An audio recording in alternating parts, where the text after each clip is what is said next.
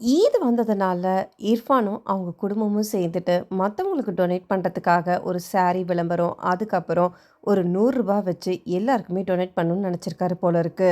இவர் ஒரு பெரிய யூடியூபர்ன்றது நமக்கு தெரியும். இது கொடுக்கறத விதமா அவருக்கு ப்ரமோஷனும் சரி, மற்றதுமே அட்வான்டேஜ் தான். தன்னோட ஒய்ஃபை புகழ்ந்துக்கிட்டு நீ இப்படியெல்லாம் செய்வியா, அப்படியெல்லாம் செய்வியான்னு சொல்லிட்டு அதுவுமே பேசி திக்கிறாரு.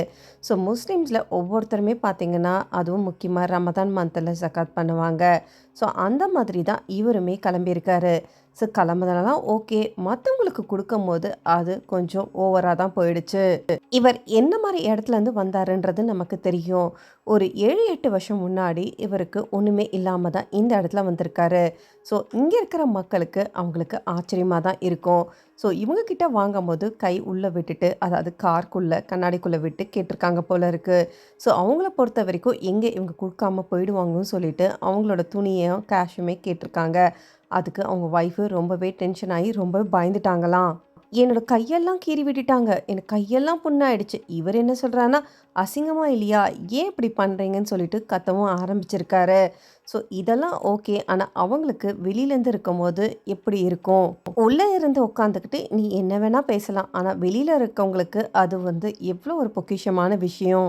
ஒருவேளை உனக்கு பண்ணணும்னு நெனச்சா, நீயே கேமரா ஆஃப் பண்ணிட்டு பண்ண வேண்டியதானேன்னு சொல்லிட்டு, இப்போ எல்லா இடத்துலயுமே பேசிட்டு இருக்காங்க. தான் ஒரு பெரிய செலிபிரிட்டி. தனக்கு ஏன் இப்படி நடந்திருக்கு? அன்ற மாதிரி தான் அவரோட பேச்சே நடந்துட்டு இருக்கு. இதே மாதிரி எத்தனையோ பேர் குடுத்துட்ருக்காங்க. இவர் விளம்பரத்துக்காக பண்றாருன்றது நமக்கு நல்லாவே தெரியுது.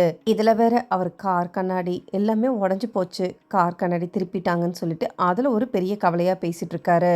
நீ உண்மையாவே டொனேட் பண்ணணும்னா, கீழ இறங்கி டொனேட் பண்ணியிருக்க வேண்டியதானே! இல்லன்னா ஒரு அநாத ஆசிரமத்துக்கு போய் பண்ணியிருக்க வேண்டியதானே! எல்லாமே ஒரு பப்ளிசிட்டிக்கா பண்ணிட்டு, அதுவுமே அவங்கள பார்த்து சிரிக்கிறதுமே, கேலியும் பேசுறதுமே இப்ப அதுதான் டாக்கா போயிட்டுருக்கு. மொதல்லாம் ஓகேவா தான் இருந்தாரு. இப்போ அவருக்கு வந்த ஃபேம்னால அவர் பண்ற விதம் கொஞ்சம் ஜாஸ்தியா தான் இருக்கு. அடிக்கடி சிக்கல்ல போற இவருக்கு இது ஒண்ணும் புதுசு கிடையாது. இந்த மாரி நான் போட்டுக்கிட்டே தான் இருப்பேன்னு சொல்லிட்டு இவருமே திமிர்ல போயிட்டுருக்காரு. ஸோ இத பத்தி என்ன நினைக்கிறீங்கன்னு சொல்லிட்டு கமெண்ட் பண்ணிட்டு, இந்த மாதிரி நிகழ்ச்சியெல்லாம் பார்க்கறதுக்கு என் சேனல மறக்காம சப்ஸ்கிரைப் பண்ணி சப்போர்ட் பண்ணுங்க.